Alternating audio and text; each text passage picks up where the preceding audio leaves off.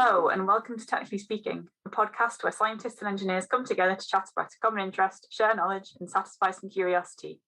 I'm Laura, and in this episode I'm joined by Ghinwa, Emma and Antonia to talk about thermodynamics and try and figure out how it links to our different disciplines in science and engineering and why it's useful. Ghinwa, you kind of started off this conversation, just the two of us originally last week. So what do you find so interesting about thermodynamics? Well, the first time I encountered thermodynamics was in my bachelor degree. I did chemistry and I studied basic and advanced thermodynamics. And even though it was really hard to grasp, the concepts at the time, and I still find it really hard, but at least I was initiated to the importance of thermodynamics in any physical or chemical process that involve a change of energy. And I think it can complement other scientific topic to understand how the world evolved from the Big Bang till now. It can explain reactions, that can constitute the process of life, whether in nature or in our bodies, telling us why this system evolves this way, they took this path and not the other. So that's what makes me really interested in thermodynamics. So basically it explains life. Is what you're saying. Well, the arrow of time, yeah. Why things are evolving this way and not the other way. Cool. I guess we'll get into more of the details as we go through this conversation, because there was a load of technical stuff in there. And I have to confess that I have never actually been taught thermodynamics. So I think you know more about it than I do. I agree, it's very hard. I kind of picked it up as I've gone through my career. Emma, your background is in physics, so I'm guessing you can help understand it from a different point of view. Yeah, I hope so, at least. Anyways, when I was first introduced into thermodynamics, it was in the concept of the definitions of thermodynamic laws and kind of some basic concepts, which didn't seem to have much applications.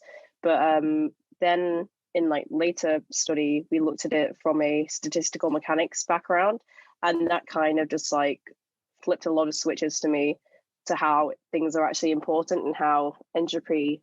I understood what entropy was in statistical mechanics when I don't think I really knew what it was in the context of thermodynamics. So even with the thermodynamic laws, you kind of just learn them as a statement, but you can get a lot of insight into what they actually represent and do. For example, the second law of thermodynamics is about how you can't have a decrease in entropy, but that can actually evolve to how you can't have heat movement from cooler to hotter. But when you can learn about more interesting applications and what they represent with the Zeroth Law of Thermodynamics, which is that when you have two bodies which are in thermal equilibrium with a separate third body, if you change the temperature of that third body, you can use how the other two bodies react to rank their temperature, and you can scale that based on the volume of an ideal gas, and that's where you get your absolute temperature kind of thermometer, and you have absolute zero being the lowest temperature.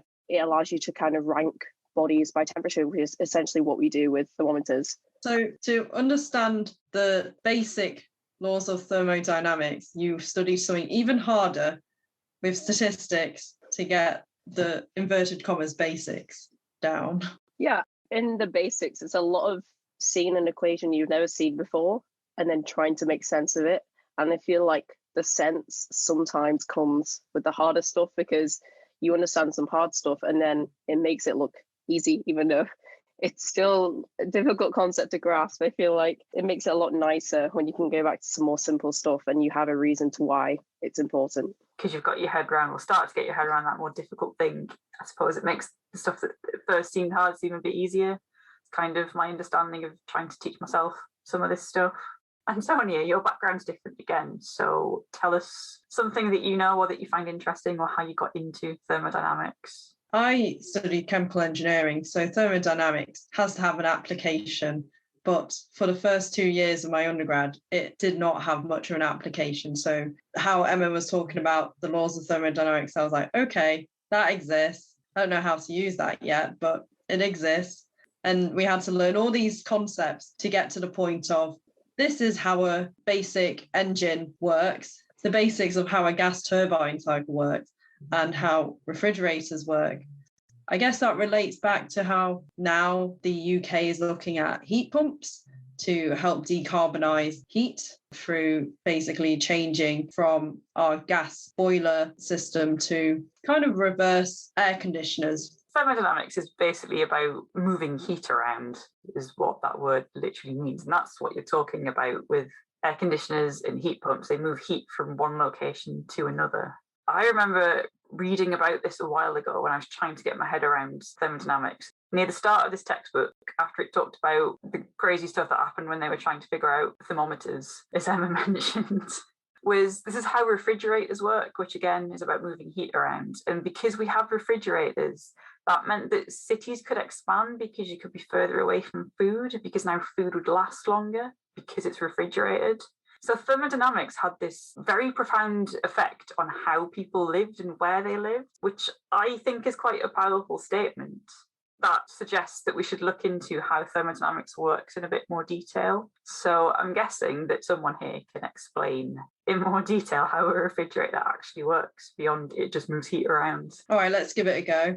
The basic idea, you have an area you want cold, an area you want hot, and in it we'll use a working fluid, and that will sort of be the medium for transferring the heat between places. And I'm going to get a diagram so I can talk through this in order.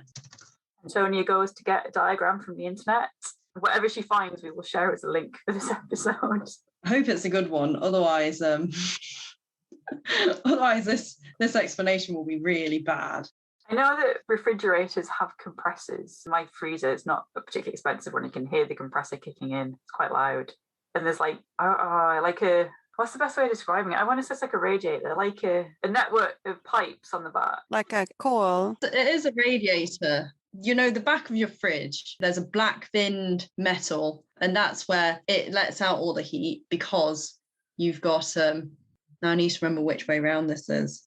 I think we can relate refrigerators to the second law of thermodynamics that says that heat will never go spontaneously from cold places to warm places. So it needs to go from the warm meat and food we put in the fridge towards the cold fluid that we have on the back of our refrigerator. And it works by, I think, decompressing that refrigerant, because just imagine the refrigerant is in a container. Whenever you compress it, then you increase the temperature, but then it circulates in kind of a tube. And then there's a decompressor that kind of vaporizes it. So it becomes colder because it's just, the fluid, it has a lot of room to move. So it vaporizes and become colder. And this cold one is going to circulate and take the warmth from the food in our fridge. Yeah, so we're also missing the latent heat of evaporation or condensation. Basically, when you're boiling water, for example, when you're at atmospheric pressure, you can never get it above 100 because all the extra heat is going into evaporating the liquid, changing state from liquid to vapor. So all that energy goes into that. And so when you condense, it goes the other way. The heat is lost. That's very true. It's actually related to evaporative cooling, which is sweating. When the water evaporates from the skin, it's just take part of the latent heat from the water that remains on our skin, so it cooled down. And I think this is the same thing that is happening with a coolant or refrigerant in a refrigerator when it evaporates. This is what you mean, Antonia, don't you? Well, I was trying to say yes, but very poorly.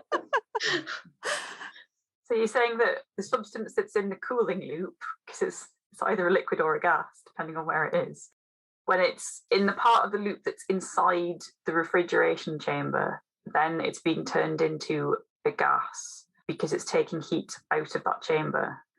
And then when it goes to the snaky coil on the back of the fridge, it's turning back into a liquid. Is that right? Yes. Right. The diagram I'm looking at confused me because it was blue on the hot side. Diagram didn't work well for you, Antonia. No. Therefore, we are not sharing that diagram in this podcast episode description. We shall find a better one. Though, I feel like after all this time, I understand latent heat now, when I never really understood what was going on with it. So that's a positive. Just remember, when you eat boiled potato, it has a very high latent heat. That's why you're burned with it, and it doesn't like cool down very easily. But it's not the same because you're not changing the state of the potato, are you? No. It'd be a latent heat of potato rather than latent heat of evaporation or condensing. I thought the latent heat is the energy stored in whatever that material, and you're taking a part of it while evaporating because you're changing state from liquid to gas, but I'm not sure, honestly. The energy that's stored is the heat capacity, isn't it? Yeah, I would say stored is the heat capacity, and then latent heat is the change of state. Yeah. Your explanation of sweating, I think, was correct, Ghinwa, because that's how I understand it.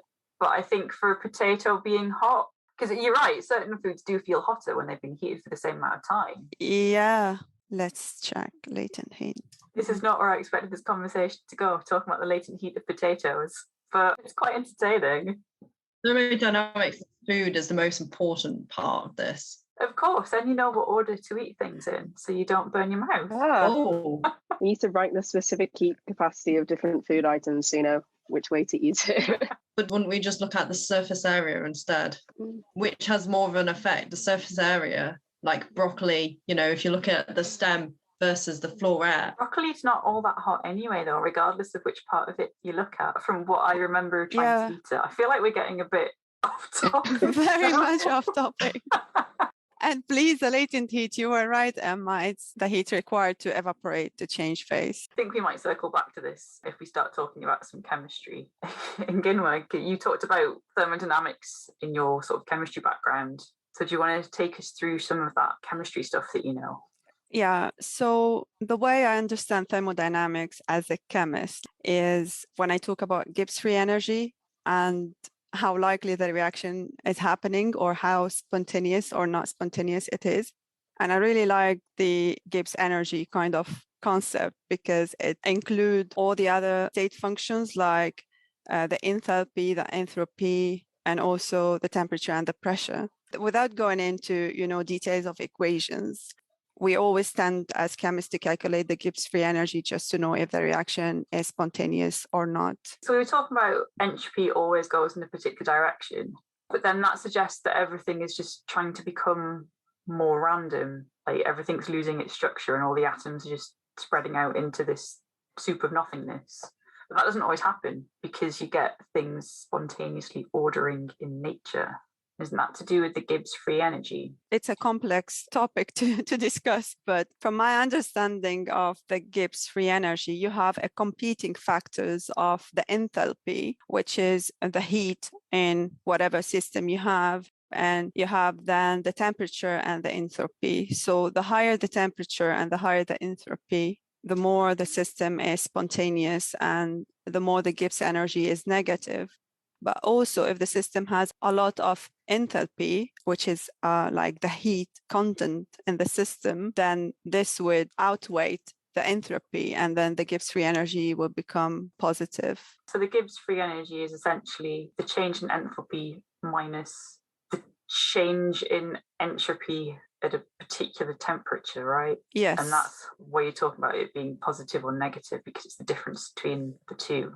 And the fact it's temperature and then means it's temperature dependent, which I guess is why you get some chemical reactions happening at certain temperatures. Yeah. So sometimes you need to heat something up to get a chemical reaction happening. Yes. Basically, they make you work for it. It's that joke. We haven't really discussed work yet in the context of thermodynamics. Do you want to explain what it is? Now you're talking about endothermic and exothermic reactions. So a reaction that needs heat to happen and a reaction that, release heat when it happens. So here's an interesting example of an exothermic reaction, which is aerobic respiration. It happens for free. So that's respiration in the presence of oxygen. How does that happen for free? Explain. This is a very complicated process. There's a lot of steps. This was a bad example. I wish I was an easier example.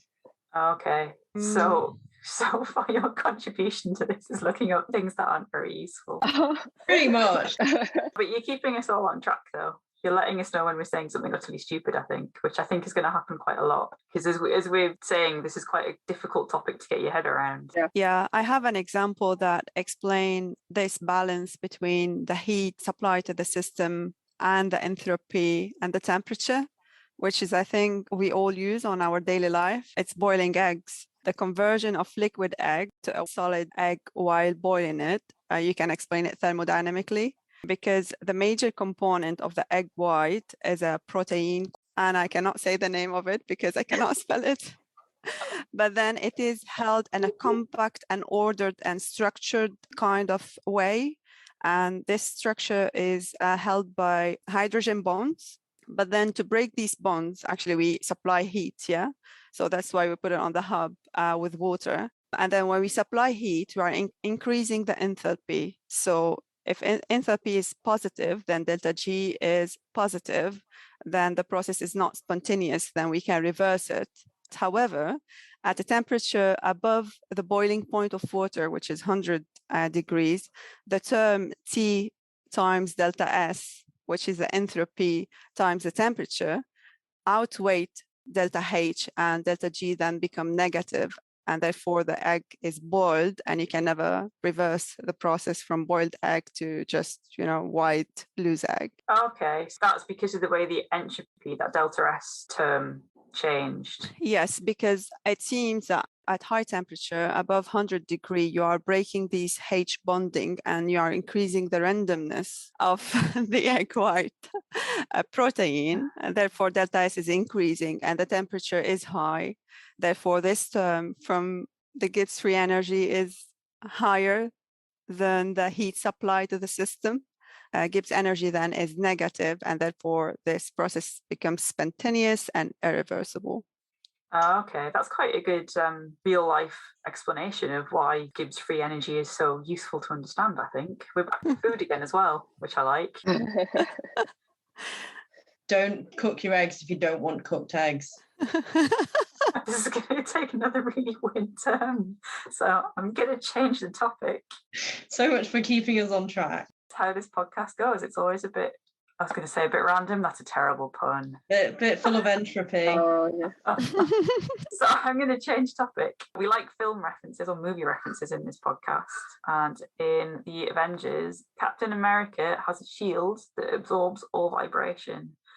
I don't think that's possible. I know it's a film, so they don't have to have things that are physically possible. But if something were to absorb vibration, all vibrations, what would that mean? Well, if I had to speculate, and it is speculate, I would say that the shield would have to be very, very heavy and very dense, because I would imagine it to be like a two-body system where you have one like bigger mass is stationary, and then you have a lighter mass which is moving that collides with the stationary mass, and then the lighter mass completely changes its momentum or can come to a halt, but the stationary mass doesn't actually change physically. And so if in this scenario we're imagining that the shield is the stationary mass, I think I can, I guess, conceptualize it there. But I also do think maybe it's me getting a bit confused with the whole Thor's hammer being very, very heavy. But I think they're very similar, though. I swear there's something about the fact that they're similar. So maybe physically they're similar. I then think we have a three-body system, because there's a thing hitting the shield and there's Captain America holding the shield.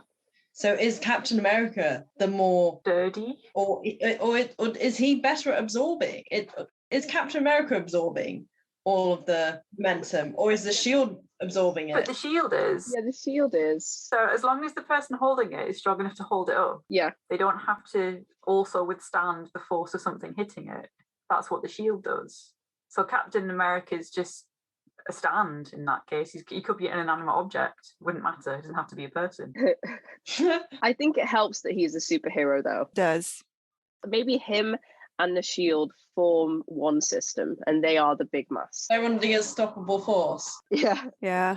But then, I don't know, like, the shield by itself can do stuff, I guess, but Captain America by himself can do stuff as well. But, like, when they're both together, it's, like, the strongest. So if Between Captain America and his shield, they keep absorbing all this vibrational energy. What are they doing with it? How are they storing it? Thermodynamics is just the transfer of heat or the transfer of energy. So if all this energy is being transferred to them, what happens to it? And we know that energy cannot be created or destroyed, only transformed unless you have E equals mc squared. But I don't think we're creating any mass. Yeah, you'd be creating mass inside of them. Maybe that's how Captain America feeds. That's what I wanted to say, Laura, when I was like, maybe he doesn't eat actually. Have you spotted him eating at any time? Shawarma. They had the shawarma at the end. Oh, his shield is just a conduit for him to get energy and not have to eat food. That's what we're going with. We're back to food again. Oh, I tend towards food. Not towards randomness. No. Talking about, you mentioned that you do chemistry and there's a lot of thermodynamics in it. And I think you're also using it in your current job, right? Do you want to take us back onto more sensible topics? Yeah, I think I'm going to take it here very seriously, back to serious discussion. So yes, as a reactor chemistry modeler, one of the very useful aspects of thermodynamics that we use is thermodynamics modeling, which is used to predict chemical speciations and properties at conditions that are impossible to measure in laboratory. For example, if you talk about the pressurized water reactor that are used in the nuclear power plants, and they are, by the way, the basic model for the new UK SMR that we are all looking forward to see them emerge in the near future. So thermodynamics is a really essential part of their design.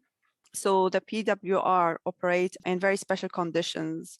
So we're talking about hydrothermal regimes and temperature between 100 and 350 degrees. And we have there the water, and we have, the presence of radioactive materials, of moderators that can be like acids, other electrolytes, are there. And we have also the vessel itself, which is, a kind of metal or metal alloy.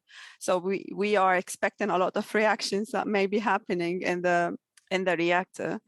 And the thermodynamic allow us to understand these chemical reactions that might happen. If we don't understand these, actually, that might lead to different complications. For example, a fatigue or corrosions of the metal, or like drop of efficiency in the, in the reactor itself.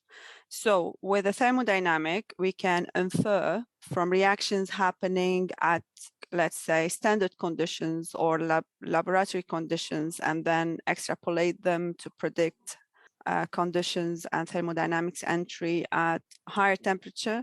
And this is really complicated to explain, and I don't understand it myself even, but I know that people spend like 20, 30 years of their life trying just to derive entries for chemical species that are present in the PWR that no one can understand till that moment. So that's what I do at the moment in my role, but I'm really very new to that. So yeah, but I'm quite excited to learn more about it. That sort of illustrates how useful thermodynamics is, that you can take something that you've done in a laboratory and then extrapolate from that to more extreme conditions. But that's interesting, because basically we've gone from like the theoretical Gibbs free energy, figuring out what reactions are going to happen spontaneously and all that. And people working in your area are able to actually predict chemical reactions and whether or not they would happen without having to experimentally do all of them and find out all of the options. Yeah, it is very simply explained, but it is really very complicated. Yeah, you said there's a lot of materials, a lot of different chemicals in there, and there's radiation as well, which does all sorts of wild things. Yeah, exactly. And there's also some deposit that they call crud, but they don't know actually what these materials are, because whenever they want to understand or replicate that in a lab, the whole operating conditions change, and these materials, their solubility might differ, or the reactivity might differ, and then they would have totally different results from that. I think pressurized water reactors have been around for a fair while. So the UK's got like 60 years experience of operating nuclear reactors. There's an awful lot that we know about them, but it's interesting to see that there is still more to find out, and it's more about those finer details that thermodynamics can help us look at. You would decide then about the design of the PWR to make it more efficient or less complicated chemically. For example, by choosing a different moderator would change what chemical reactions would happen inside the PWR. One thing that impresses me is you talked about chemical reactions happening, which obviously is quite a small scale thing, and then scaling up all the way to these really big reactors that are bigger than a building, easily bigger than my house. And then a different length scale again is what I was doing in my PhD, which is what Emma mentioned, which is like statistical mechanics. So I understand that as a very simple definition is that it's sort of a description of physical systems and where the atoms are sitting in that system and what momentum they have. So that's an even smaller, that's beyond chemical reactions. This is what the actual atoms are doing. And thermodynamics can encompass all of that. Yeah, because with statistical mechanics, as I said, it kind of what bit everything together for me, because it looks at basically probabilities and how the probabilities of a system determine what the average energy is going to be, what the average number of particles is going to be. For magnetization, what their magnetization could be. With large systems, statistical mechanics is following the second law of thermodynamics in that the entropy is always going to evolve to a system with maximum entropy. So essentially maximum disorder. Entropy is very related to order and disorder in a system. And so that's what statistical mechanics is kind of governing. I'd say it's very like probability based, which can be a bit scary, but it really is nice sometimes to think about the bigger picture of things rather than just think about specific heat transfers to different places. If you can look at things from a very broad view, it can help you understand how entropy changes occur. And when you're moving into this state of disorder, it's really intriguing because I saw in a film in 2020 that came out, Tenet. I didn't know if it was just movie magic at the start, but they mentioned entropy and they said that it's all about inversion and things moving backwards in time. And so the idea is that they have like a bullet which moves backwards in time. And so its entropy decreases as we view it, but not to get so physicsy and talk about inertial frames, but in the bullet's own inertial frame, its entropy is increasing, which is allowed, and that is moving backwards in time, but we're viewing it as this bullet, which is decreasing entropy, which is supposedly impossible through the laws of probability and statistical mechanics. You can't have something that decreases entropy, but if it's moving backwards in its own inertial frame, apparently you can in Tenet anyways. Basically, it's based around the second law of thermodynamics being broken, but also not necessarily broken if you're in the right inertial frame, which is why the film is kind of confusing. And I was like thinking I was really smart because I understood what entropy meant, but the film is very confusing, so it doesn't actually help much.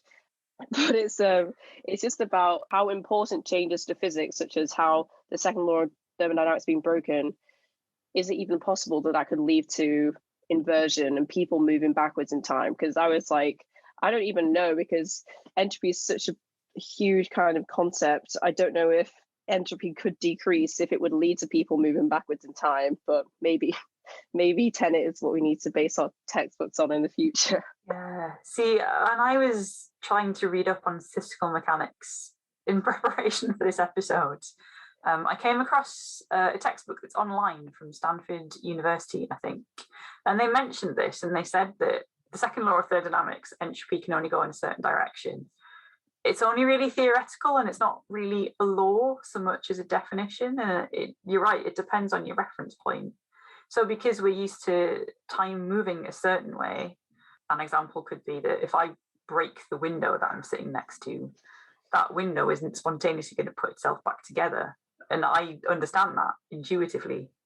But if we looked at the world in a different way, entropy might be different, therefore time might run different. I don't think that's really how it was used in the film. People, did they go through some sort of device to invert entropy? Yeah. The device was the thing that I think made it a bit less scientific. The fact that there was a device that somebody goes through and they do like one revolution of this like turn-in device, and automatically their entropy is decreased and they're moving backwards in time. That was a bit of movie magic. I don't think there's a device which can decrease your entropy, especially something that was just so, like, it just looked like a lift. We learned this specific fact that when we're doing about these like huge laws of probability, with the entropy having to go in one direction, was that if you have a very, very small system, you can actually have this decrease in entropy, which is kind of like freaky. But obviously in any given system, you have so many atoms and so many states that you're never going to observe this decrease. With moving forward in time as well, it just made me think about antiparticles and how I think it was Feynman theorized antiparticles as particles moving backwards in time. And we've kind of like accepted the concept of antiparticles moving backwards in time as this fact. So like if we've accepted that antiparticles are particles moving backwards in time, maybe entropy decreasing isn't so crazy. I don't know. It's one of those things, it's all about probability, and it's quite difficult to get your head around all the details of, especially if you're someone like me that doesn't like just looking at equations on a page. I like words. So I think having these discussions is quite useful to helping understand these different concepts. And I think the different points of view here have been really useful. So we've got like a chemical engineer, chemist, a physicist, and I do random things. I guess take my PhD was in computational chemistry. So let's use that as my background. So I think this is probably quite a good place to end the conversation. So having covered a range of stuff, including lots of food-related terrible puns, and talking about Captain America in movies that don't make much sense, I guess, from what you were saying, Emma. Yeah. Using some quite difficult to understand physical definitions. All this strange, complicated maths is also really useful for society. We're talking about refrigeration that changed cities, and now we're talking about using heat pumps to decarbonize how we heat our homes by using electricity to move heat around rather than just burning gas. So there's probably quite a lot more that thermodynamics can do for us, I suppose. If what we said hasn't made any sense, please feel free to tell us. If you want us to clarify anything, also ask. You can email us. You can find us on Twitter, and we are also on Instagram. The views expressed in this podcast belong entirely to the person that said them. They do not represent any industry or organisation. If you enjoyed listening to these views, it would really help us out if you could rate us, leave a review and tell a friend. This podcast was sponsored by no one, but if you're interested in funding us to continue to have frank discussions about science and engineering, please get in touch.